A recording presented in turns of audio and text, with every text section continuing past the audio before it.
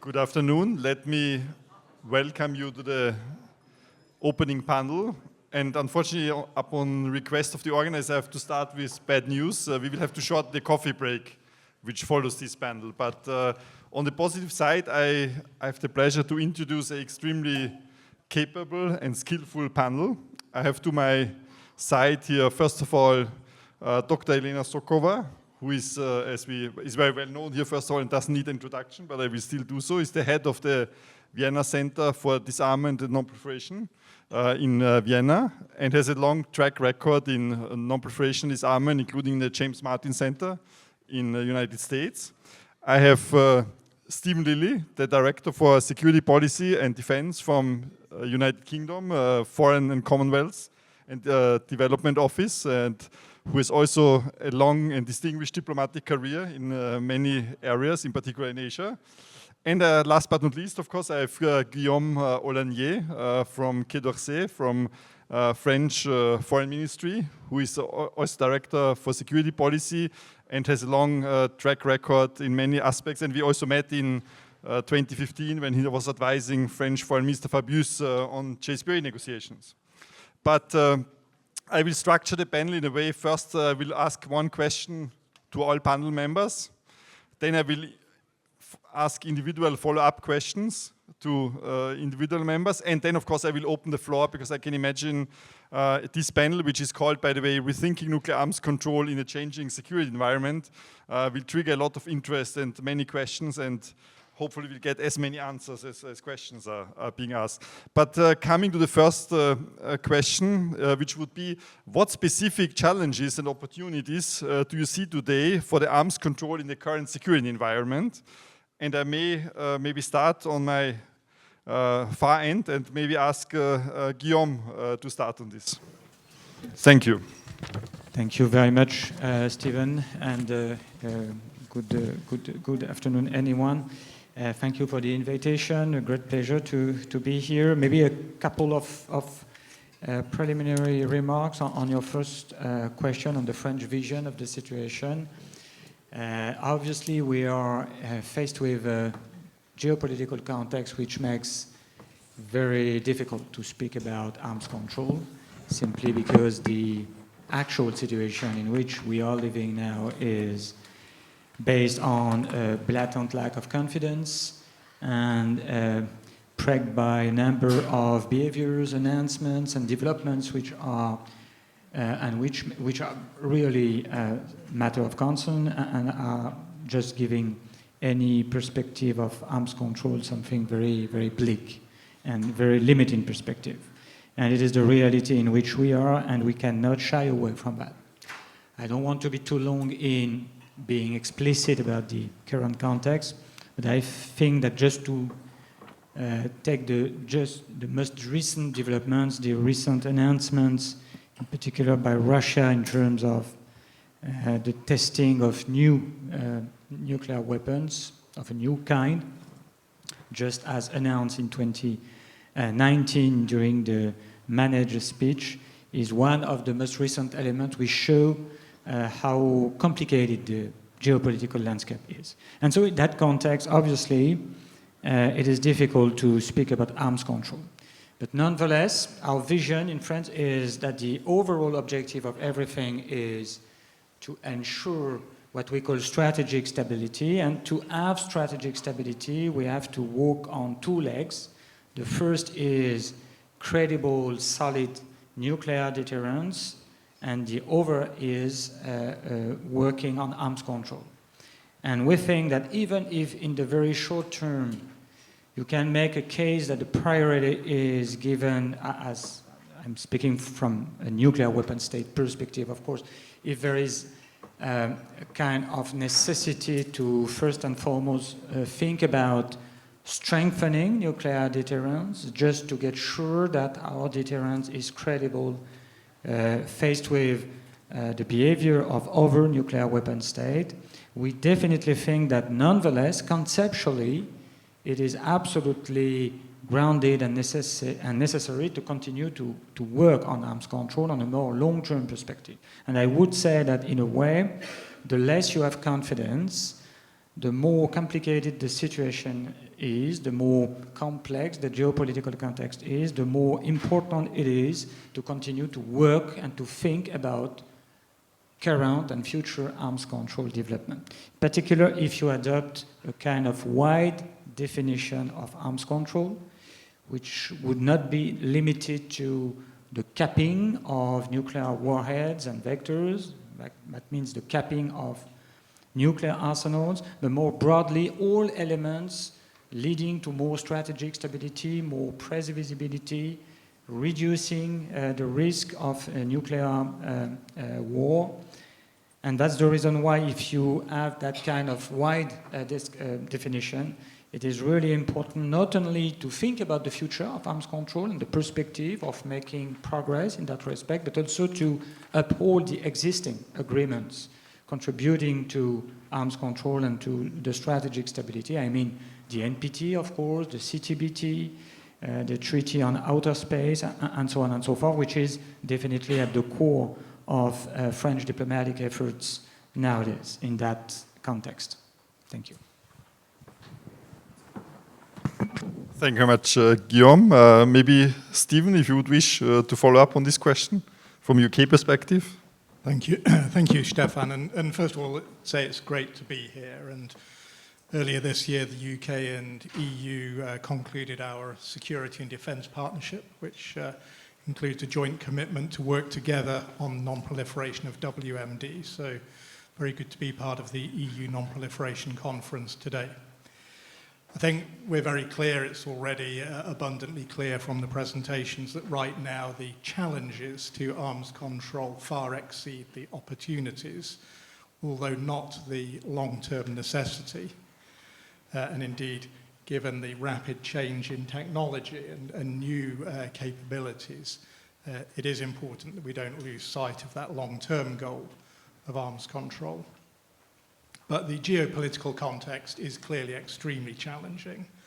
The world is more volatile, it's more uncertain than any time since the end of the Cold War.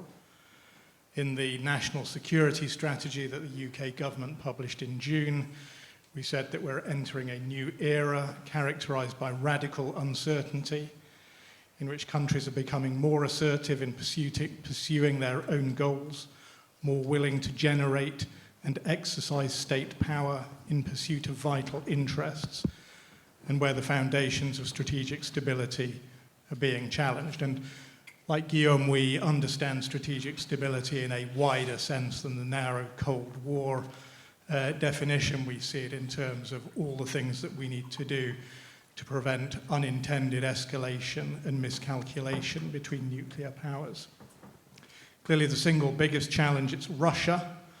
Can't be shy about that, which has torn up most of the architecture of arms control, which is waging aggressive and illegal war in Europe. Of course, there are the challenges that have been discussed already of Iran, of North Korea, and of course China's large-scale and not completely transparent nuclear modernization, which at the very least we can say drives a real security dilemma in the Asia-Pacific region. So against this background, it's not surprising that many countries are prioritizing defense and deterrence. And that's what we're doing in the UK. Clear that the first duty of the UK government is to provide national security. And also defense and deterrence is effectively, it's the first pillar of strategic stability. So we're increasing our defense spending. Like the rest of NATO, we're committed to increasing it to 5% of GDP by 2035. We're investing in our defense nuclear program, not to develop new capabilities, but to ensure that the program remains fit for purpose for the years ahead. We're joining the NATO nuclear air mission that we will do when we've bought our F-35As, which will add resilience to the NATO nuclear mission. We're strengthening our collaboration with France, as set out in the Northwood Declaration that our leaders agreed in the summer. And so as the UK, we're not going to be apologetic about this, but we do remain fully committed to advancing strategic stability across all pillars set out clearly in our strategic defence review, It's actually clearly set out in the NATO strategic concept of 2022. And across all the pillars, that means arms control, disarmament at some point in the future, meaningful and reciprocal political dialogue, risk reduction, and of course work on nuclear non-proliferation. I think we've got to be honest that right now the conditions for arms control are probably bleaker than they are for any other of those elements. Of course, as the UK, we've welcomed President Trump's calls for so-called denuclearization talks between the three major nuclear powers. So that's the three nuclear powers that have a nuclear triad. UK has only one delivery system. We have a minimum credible deterrent, so the focus is not on us at the moment. It's also important that we do the homework on arms control for when the conditions are right, that we consider which are the technologies that are kind of viable for arms control, and also what are the fora for discussing them in. It's not evident to me that the first committee of the United Nations General Assembly is the right place to be discussing nuclear command and control, for example. But I think there's a lot that we can do in the area of risk reduction and building confidence. So UK is chairing the P5 process at the moment, having taken that over from China. We thank China for the work that it has done chairing it in the year that came before. Bilaterally, we're talking to other nuclear weapon states as well as of all varieties, but in particular, I've recently held our UK-China counter-proliferation and arms control consultations in Beijing. But we also engage with other countries, including India and Pakistan. But I think the thing that I want to close on is not losing sight of the single most important agreement for nuclear arms control, which is the NPT. That's the foundational agreement, and we've got the review conference coming up next spring. And it's important that we go into that with a real sense of realism about what really matters. And to my mind, that's really focusing in on Pillar 2 of the NPT, preventing the proliferation of nuclear weapons, of ensuring that no new countries acquire nuclear weapons, and that we're addressing the various challenges that kind of make non-proliferation more difficult in the future. In particular, as civil nuclear is rolled out more widely across the world, that in itself is very welcome, but it presents additional nuclear non-proliferation challenges. So there's a lot of work to be done there. I'll pause here, other than to just echo what DG Grossi said about at the end of his remarks, about not being defeatist, but also about being realistic. Thank you very much, Stephen, for this very valuable insight. And you referred to I think you phrased it as the three big nuclear powers, and they are not represented in this panel, but I would kindly invite Elena, maybe, with her experience, to look a bit at the question from the perspective of these three major nuclear powers and how you see the chances for arms control in this very challenged security environment.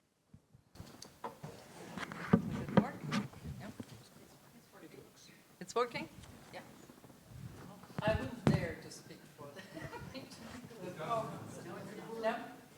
No? Does it work now? Yes. Okay. I wouldn't dare to speak for the major nuclear powers themselves, but I'll try to at least to do my analysis of what's going on. And first, I want to thank for the invitation and opportunity to speak. But I'll start from maybe adding a little bit more to the discussion of the challenges first, and then focus on opportunities.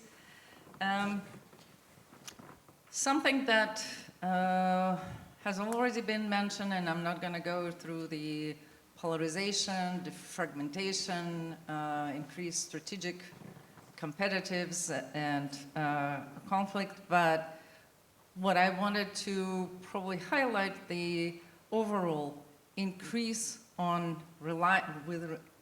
of reliance on nuclear weapons, both in the postures and in response to the current challenges, security challenges. And that goes across the board. We look at the trend of rearmament in Europe and across all nuclear weapon states, whether it's new types of delivery systems and weapons, or whether it's both the qualitative and quantitative increase in nuclear arsenals. Obviously, there are some countries that are working on increasing the numbers substantially. We talk about China here, but in principle, that everybody is working on at least some increase in modernization. So in this regard, the trend is, and if you describe what's the word of the day today in overall strategic environment and arms control area, that word starts with D, but obviously it's not disarmament, and it's not denuclearization, it's deterrence. And that is something that is present both in Europe and across the globe, I would put it that way. And it happens at the time when we see we already lost practically almost all of our arms control agreements, whether they are in nuclear sphere or in conventional. The only last kind of standing treaty, at least in the US-Russia bilateral realm, is the New START, which is expiring early next year, but I'll probably address separately if we have time. But on top of that, we don't have any ongoing negotiations, whether bilateral or multilateral, like trilateral, you name it. The only remaining forum that we have is the P5, so-called process, but it's, I would say, hanging on the last thread, and it's really takes place on a working level and without much of a progress or an agreement. When we also look at the Europe specifically, in addition to the new kind of revival of the deterrence and build-up, rearmament, we also see the discussion about a potential Eurobomb, discussion about potential increase of nuclear sharing or stationing of nuclear weapons, with so-called friendly proliferation, if I may. But in addition to everything, we're also seeing the decreased transparency. And in this case, we including from the US, from Russia, we already have the suspension of the exchange of information on New START and arsenals, but also my neighbor here, UK, is increased the ceiling of the nuclear warheads and also decreased transparency in this regard. I understand what it is in response to, but nonetheless, we're living in the world where, in reaction to the current security challenges, we fall back into the Cold War thinking. We respond with deterrence and with increased arsenals. But we also remember that the lack of transparency led us to the spiral in the arms race. That's what we're looking forward to at the moment. At the same time, I do hear that there is at least appreciation and desire to focus on arms control. Maybe not, if I don't want to say it like by everyone in the European Union, there are differences there. But at least in some corner, you see that probably we should start thinking about arms control and what could be done in this area. But one of the biggest issues that we have at the same time is that we don't engage in dialogue. We don't talk to each other. And but we're also losing the expertise and experience of engaging in arms control. It's difficult to imagine what would be the subject of the arms control if we pursue it. And I'm happy to talk about it if we have time. But in terms of opportunities, like now some of the more bright spots, if I may. Well, one of them is potentially at least the proposal that Russia put forward about maybe a 1-year extension of New START. We heard a regional reaction from President Trump to it, but then we don't have any follow-up. Maybe I could indulge in that discussion a little later if you wish, but I think that one of the areas which is ripe for the start of the discussion is less in the arms control per se, but it's part of that decreasing the potential for escalation and risk, and that's the area of risk reduction.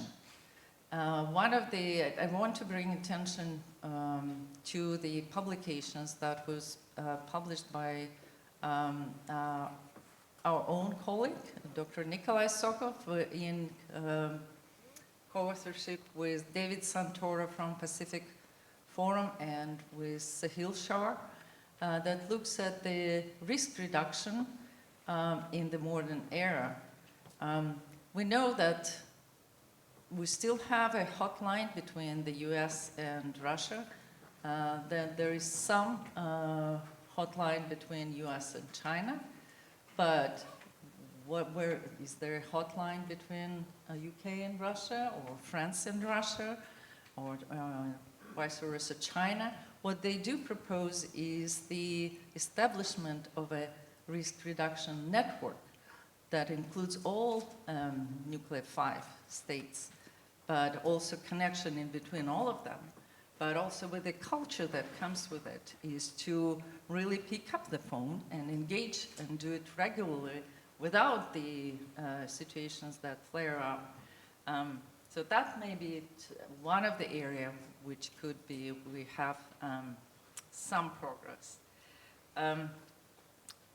I think that I would also say that the opportunities also lie in looking at the arms control as how we can reimagine and reinvigorate that discussion.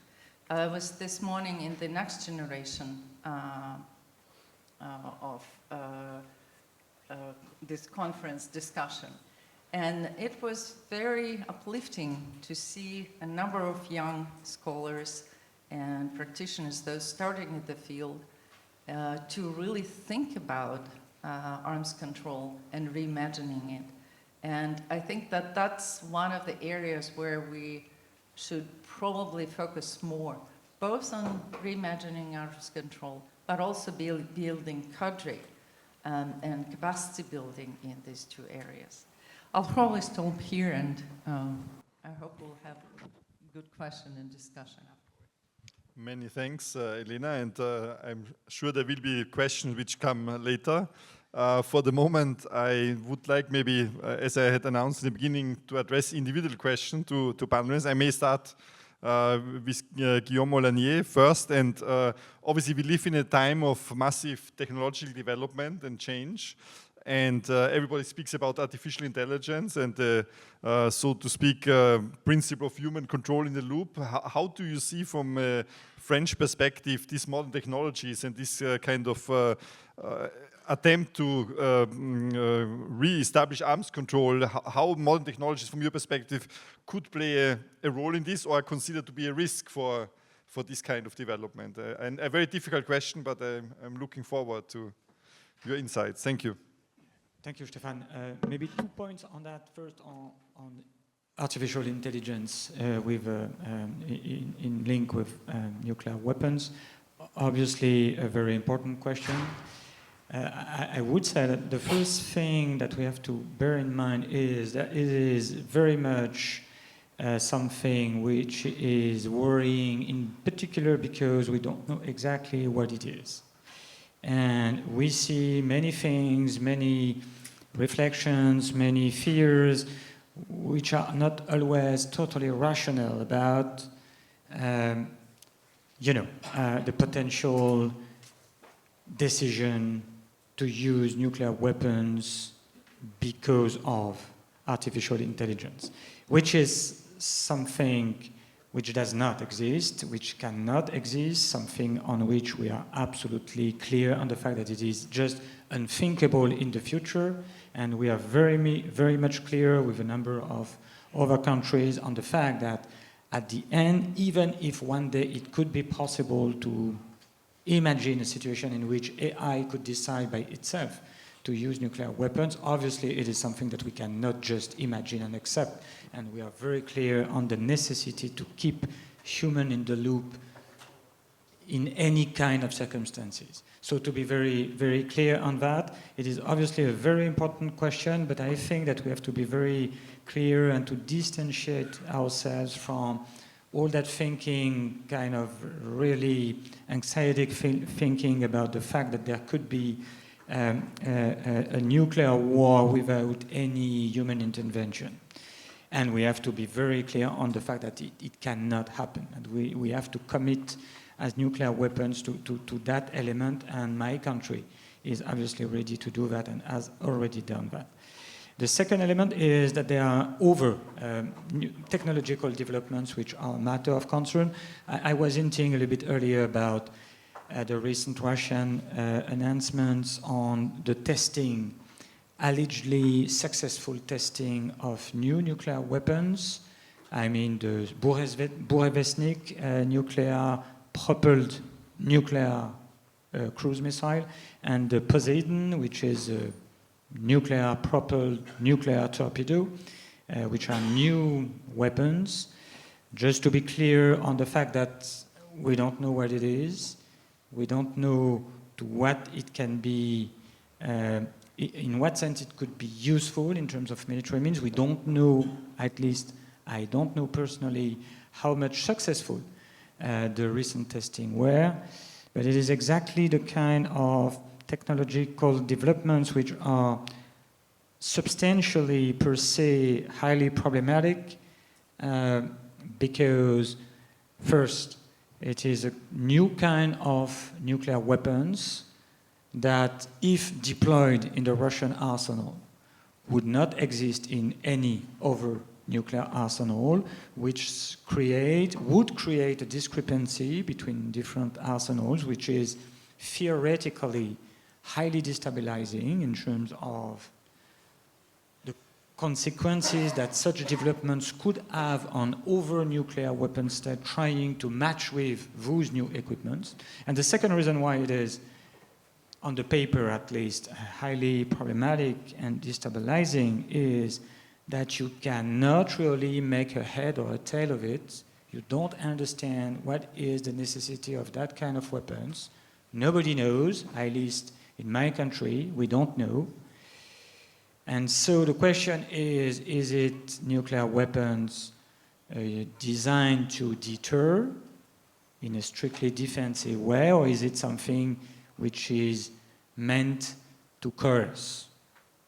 And it is highly destabilizing. So there are many questions around new technological developments which are interesting and important from our perspective. Not only AI, even if we know that the AI issue is absolutely key and very high on the agenda. Thank you very much, Guillaume. And maybe the question to Stephen Lilly, the reference was already made on P5 process and all the difficulties. And since you have I'm not sure I can call it the privilege for the moment, at least still to lead this P5 process, how do you see opportunities?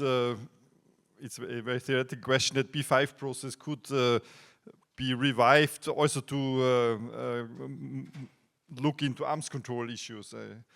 A highly theoretical question maybe from today's perspective, but still would be very interested in your views, Stephen. Sure, thank you, Stefan. And so, I mean, we need to be honest about the P5 dialogue at the moment, and this is the fundamental problem that we face here, is that doing arms control during wartime is difficult. Arms control agreements come generally after wars, and they're there to prevent wars. And then when you have a war, they're under stress, as we've seen with the Ottawa Convention, conventional example, but nevertheless relevant. Nevertheless, I think we have a responsibility to keep the P5 process going, to use it as far as we can to build channels of communication, to increase awareness of and understanding of each other's approach. And that's exactly the sort of thing that Elena was alluding to. But right now, as I said earlier, I think we have to supplement that also with increased bilateral conversation where we can have it. Of course, we have intense conversation within the P3. But as I say, we are investing in our dialogue with China. We attach importance to that. And whilst being absolutely clear about our position on the NPT and our strong support for universalization of the NPT, also a readiness to talk to India and Pakistan to better understand their doctrines and approaches. Thank you very much, Stephen. And Elena, you referred to New START treaty, which will expire, and the Russian proposal maybe to voluntarily extend for 1 year. But may I ask you even maybe to look a bit further, because obviously we know that more or less we are moving to a world with 3 big nuclear weapon states, and there's a very clear US position that China should get involved. Can you give us, from your perspective, a scenario how the world could look like after expiration of New START treaty or even 1 year prolongation? How would you see a new dynamic where these 3 big nuclear weapon states could get engaged, get involved into some productive arms control process? Is that working? Is that working? Yes. Perfect. Well, first to the New START potential extension. As I mentioned, there was a proposal from Russia in terms of a 1 year extension, and the initial reaction from President Trump was, sounds like a good idea.